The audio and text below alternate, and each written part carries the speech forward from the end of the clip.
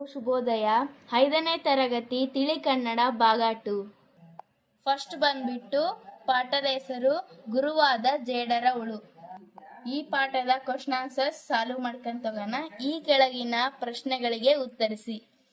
ಬಂದ್ಬಿಟ್ಟು ಜೇಡರ ಹುಳು ಯಾವ ಗುಣಗಳಿಗೆ ಆದರ್ಶವಾಗಿದೆ? ಉತ್ತರ: ಜೇಡರ ಹುಳು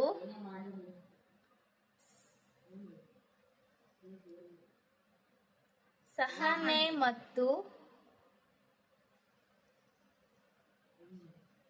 ಪ್ರಯತ್ನಶೀಲತೆಗೆ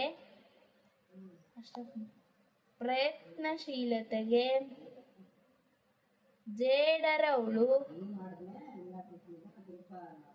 ಒಂದು ಆದರ್ಶವಾಗಿದೆ.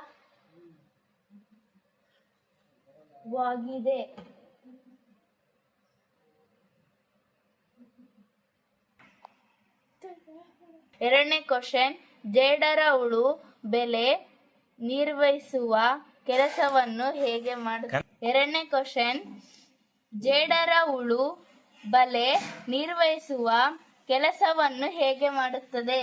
ಉತ್ತರ: ಜೇಡರ ಹುಳು ತನ್ನ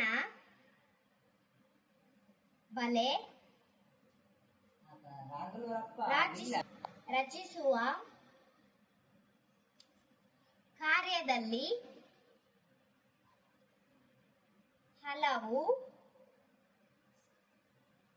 ಸಾರಿ ಸೋತು ನೆಲಕ್ಕುರುಳಿತು ಮಾಡಲಿಲ್ಲ. ಥರ್ಡ್ ಕ್ವಶನ್: ಸೋತ ರಾಜನಿಗೆ ಜೇಡರ ಹುಳು ಯಾವ ರೂಪದಲ್ಲಿ ಕಂಡಿತು? ಗುರುಗಳ ರೂಪದಲ್ಲಿ ಕಂಡಿತು.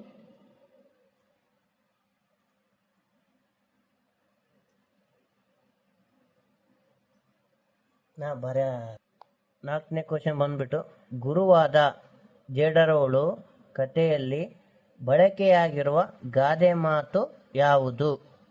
ಉತ್ತರ ಬಂದ್ಬಿಟ್ಟು ಸಾಧಿಸಿದರೆ ಸಬಳ ಅಥವಾ ಕಬ್ಬಿಣದ ಆರೆ ನುಂಗಬಹುದಂತೆ ಬಹುದಂತೆ. ಗುರುವಾದ ಜೇಡರ ಹುಳು ಕಥೆಯಿಂದ ಯಾವ ನೀತಿ ಕಲಿಯುವಿರಿ? ಉತ್ತರ ಬಂದ್ಬಿಟ್ಟು ಸತತ ಪ್ರಯತ್ನವೇ